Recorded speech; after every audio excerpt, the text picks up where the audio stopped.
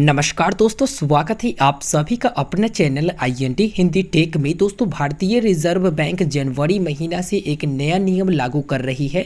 अब जितना बार भी आप पेमेंट करोगे उतना बार आपको 16 डिजिट नंबर दर्ज करना पड़ेगा, तब जाकर आप लोग पेमेंट कर पाओगे। कहने का ये मतलब है कि 16 डिजिट जो नंबर होता है वो डेबिट कार्ड और क्रेडिट कार्ड पर होता है। तो अगर आप डेबिट कार्ड और क्रेडिट कार्ड से कहीं ट्रांजेक्शन्स करते हैं तो हर ट्रांजेक्शन्स पर आपको 16 डिजिट नंबर दर्ज करना होगा, यानी कि अपना कार्ड डिटेल आपको पूरा के पूरा दर्ज करना होगा।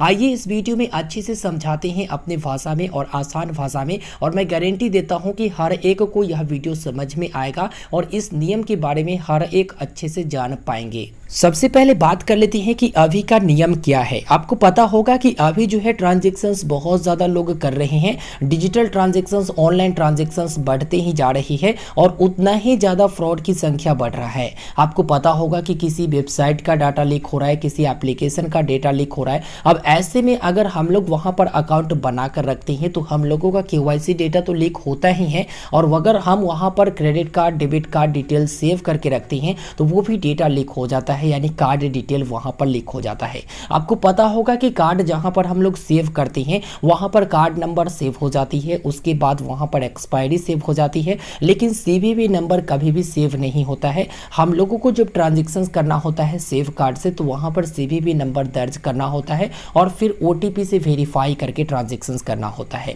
लेकिन जनवरी महीना से अब यह सेव कार्ड वाला सिस्टम हटने वाली है। रिजर्व बैंक ऑफ इंडिया के नए नियम के मुताबिक कहीं भी मर्चेंट पर, किसी भी एप्लीकेशन, किसी भी वेबसाइट पर आप अपने कार्ड को सेव नहीं कर पाओगे। जितना बार भी आप ट्रांजैक्शंस करने जाओगे उतना बार आपको पूरा कार्ड इंफॉर्मेशन डालना पड़ेगा। जैसे कार्ड के ऊपर 16 डिजिट नंबर होते हैं वो डालना पड़ेगा, एक्सपायरी होता है वो डालना पड़ेगा और CVV नंबर आपको डालना पड़ेगा। फिर OTP से आप लोग पेमेंट कर पाओगे, मतलब OTP वेरीफाई करके।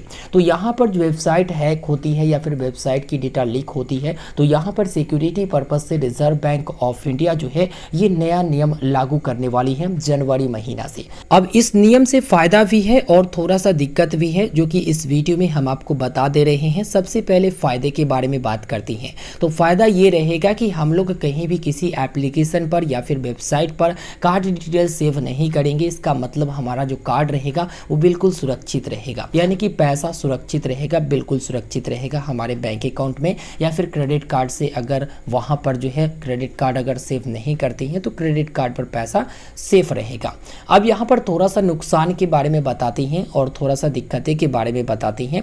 दिक्कत ये होगा ना कि हम लोग जितना बार भी ट्रांजैक्शंस करने जाएंगे उतना बार हम लोगों को कार्ड डिटेल एंटर करना पड़ेगा। तो या तो हम लोगों को कार्ड नंबर, कार्ड डिटेल याद रखना होगा, नहीं तो हम लोगों को कहीं लिख कर रखना होगा, नहीं तो कार्ड अपने पास रखना होगा। अब जो लोग रेगुलर ट्रांजैक्शंस करते हैं, मतलब दिन में 3-4 बार या फिर पर डे के अनुसार से ट्रांजैक्शंस करते हैं, उनको तो कुछ ज़्यादा ही दिक्कत होगा। एग्जाम्पल के लिए बताना चाहेंगे कि अगर आप अमेजॉन, फ्लिपकार्ट पर ट्रांजैक्शंस करते हैं, एक बार में अपना कार्ड डिटेल भरे, फिर OTP तक गए और किसी कारणवश वहां पर ट्रांजैक्शंस नहीं हुआ, बैक आकर फिर से सोचे कि चलो तुरंत हम ट्रांजैक्शंस कर लेते हैं, तो यहाँ पर फिर से आपको कार्ड डिटेल एंटर करना होगा और फिर से उतना ही आपको प्रोसेस करना होगा। लेकिन अभी तक क्या होता है कि हम लोग अगर फ्लिपकार्ट, अमेजॉन से शॉपिंग करते हैं वहाँ पर कार्ड सेव रखते हैं और CVV नंबर डालकर OTP तक जाते हैं। अगर ट्रांजैक्शंस फेल भी हो जाता है किसी कारणवश, फिर हम लोग बैक आते हैं, सिर्फ CVV नंबर डालते हैं और उसके बाद OTP तक जाते हैं और ट्रांजैक्शंस को कंप्लीट करते हैं।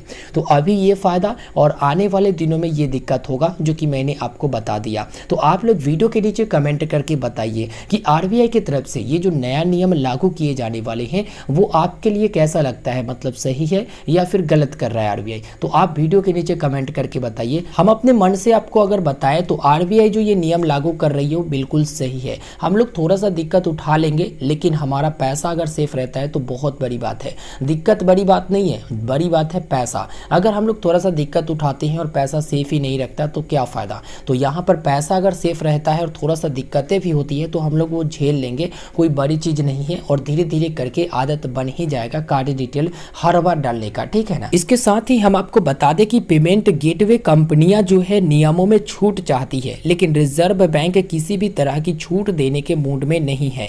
यानी कि रिजर्व बैंक जो है इसमें किसी भी तरह की छूट देने के मूड में नहीं है, लेकिन पेमेंट गेटवे कंपनियां चाहती है कि नियमों में थोड़ा सा छूट दीजिए ताकि लोग फास्ट टू फास्ट पेमेंट कर पाए। लेकिन देखना शेष है कि क्या कुछ अपडेट इस पर निकल कर सामने आती है। हालांकि रिजर्व बैंक ऑफ इंडिया की तरफ से लगता है कि छूट नहीं दिया जाएगा, क्योंकि रिजर्व बैंक हमेशा ये सोचती है कि लोगों को कैसे सेफ और सिक्योर किया जाए। लोगों की डेटा यहाँ पर लोगों की बैंक अकाउंट मतलब देख रहे हैं कि किस प्रकार से यहाँ पर फ्रॉड बढ़ रहा है। तो इसलिए रिजर्व बैंक जो है नया नया नियम लेकर आती है ताकि लोगों की अकाउंट सेफ रहे, लोगों का पैसा सेफ रहे। और डिजिटल दौर में आपको पता होगा कि मतलब बहुत सारे सॉफ्टवेयर मतलब जो हैक करने वाले होते हैं, लीक करने वाले होते हैं, वो दिन रात कोशिश करते रहते हैं किस प्रकार से इसको हैक किया जाए, लीक किया जाए। तो इसलिए ये नियम लागू हो रही है। तो उम्मीद है कि आपको यह वीडियो अच्छे से समझ में आया होगा। अगर कोई सवाल होता है मन में तो वीडियो के नीचे आप कमेंट करके पूछ लीजिएगा। इसके साथ ही वीडियो को लाइक करिएगा, अपने दोस्तों तक इस वीडियो को शेयर करिएगा। चैनल पर नए होंगे तो चैनल को सब्सक्राइब ज़रूर करिएगा।